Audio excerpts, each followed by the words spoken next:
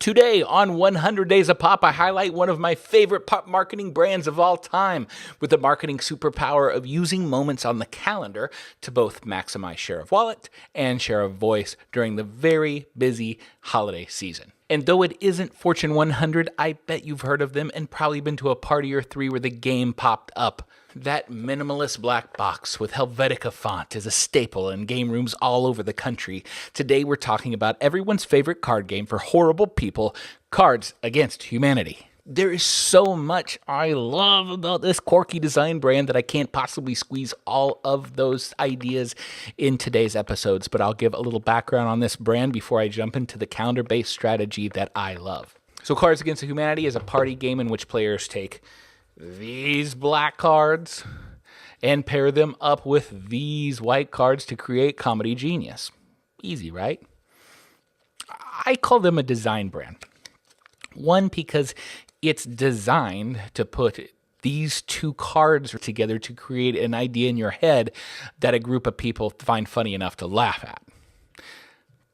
That's extremely simple because they're just writing on cards, but is really tough to pull off in the magical way that Cards Against Humanity does. The box is also designed to be cool and interesting enough to put on your coffee table instead of the closet of board games where they all go and die. Actually, it's really hard to stack this thing anywhere but on top of anything. You leave it out so people ask about it, and people are more likely to play it. And the more people play it, the more people go home and they buy it. See where I'm going? Genius. Their origin story is important to how they confidently steer against the grain of the traditional board game industry, so I'll give you a teensy-weensy bit of background. The game was financed with a Kickstarter in 2011, so it's really early in Kickstarter history. The goal was a hefty $4,000, and they ended up raising triple that, $15,000, which may not sound like a lot of money compared to modern campaigns, but at the time it was the most funded game in Kickstarter history. Pretty cool. A month after it launched, it became the #1 selling game on Amazon.com. Since its release, Cards Against Humanity has gradually, you know what, I'm going to call it CAH. So CAH has gradually become more popular and has seen a rise in sales throughout the year, of course. They at least had $12 million in profit, and according to the company, customers have downloaded the PDF files 1.5 million times in the year since they began tracking those numbers. Hold on for a second. What are they actually downloading? Well, comes to find out, they open source the game. I mean, it's really just white and black cards. So they gave you the template online where you can get it even today. And if you want to write up your own cards, they actually want you to do that and add it to your box. How's that for cool? The game was made by 8 high school friends that made games for themselves. That's right, they made their own games. Talking real serious nerds.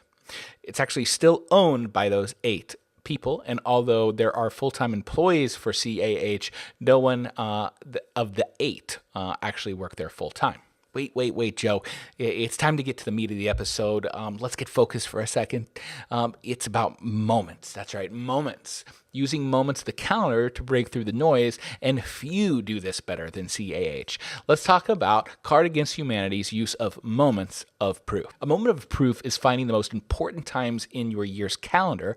That is numero uno, good for business, and numero duo, great for culture. Meaning that it's on the minds of people at the time, and they're more likely to read, share, and talk about content that is attached to that moment in time. Some companies take advantage of the moments that are already there. Take Valentine's Day. There's entire industries around that kind of fake holiday. Some brands make their own moments, say Star Wars, May the 4th be with you. April Fool's is a fairly popular one of these days too. Google owns a lot of equity around that date. For Cards Against Humanity, there are 2 times during the calendar that matter.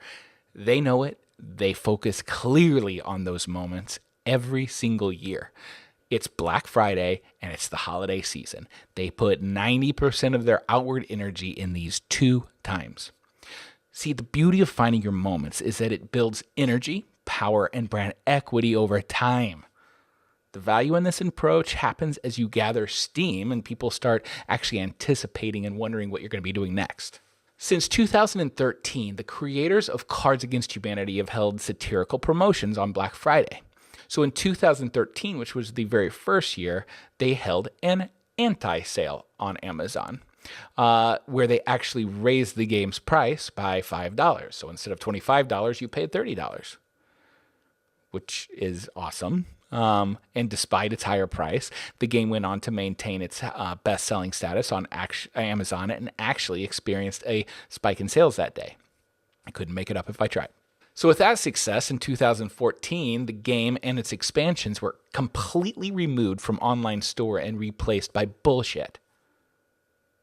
Boxes containing sterilized bull feces.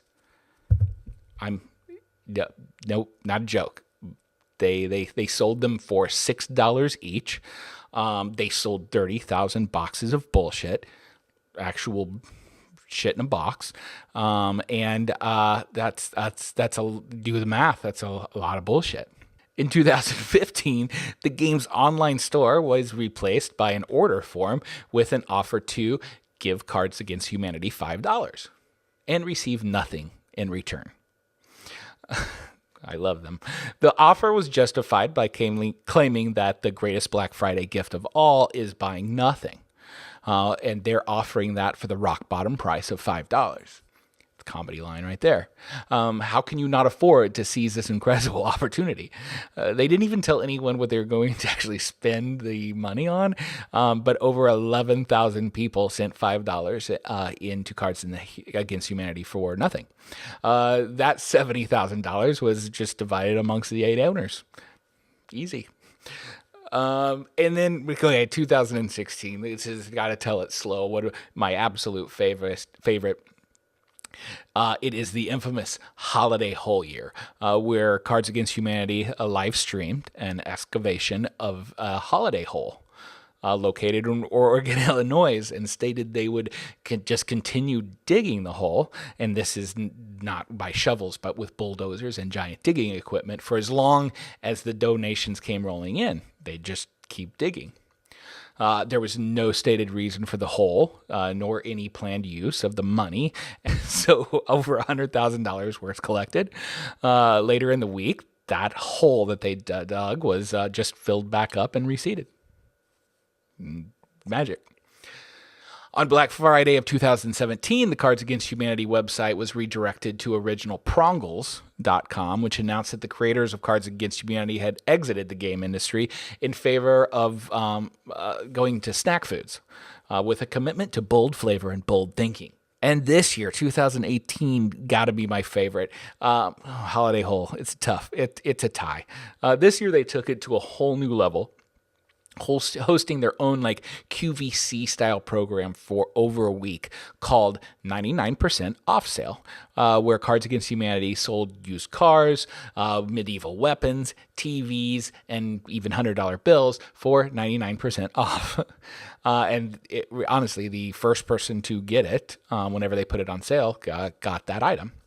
Among the items included one $20 bill sold for 20 cents, $100 bill sold for, you guessed it, $1, an 8-foot gummy python, 17th century spear, which would have been nice, a life-size cutout of Orlando Bloom, who doesn't need one of those, a mahogany casket, 20-foot yurt, I think there was 500 pounds of beans. The point is this, is that by focusing in and pulling a stunt every year on Black Friday, they built muscle memory. And not with just consumers, but with the media that cover these shenanigans every year. After 6 years, we are all wondering, what is it going to be this year? And that's the magic. It gets easier to get coverage and for them to break through all the noise going on Black Friday each year because people have an expectation and their curiosity is piqued of what are they going to do next. Why? Well, Cards Against Humanity has a really simple answer. If you think about us, you play us. When you play us, people buy us. It's simple. Also sets up the ball for the entire rest of the season. It's not the Black Friday sales they're after, but the share of mind. I didn't even get a chance to get to their holiday shenanigans or that time they bought a Super Bowl ad that just showed a potato with the word advertisement on it for 30 seconds. Pop marketing powers are strong with Cards Against Humanity because, well, they have a worldview. You see, I don't believe that you have to save the world as a brand. You don't have to clean the oceans, save the dolphins, or stop world hunger.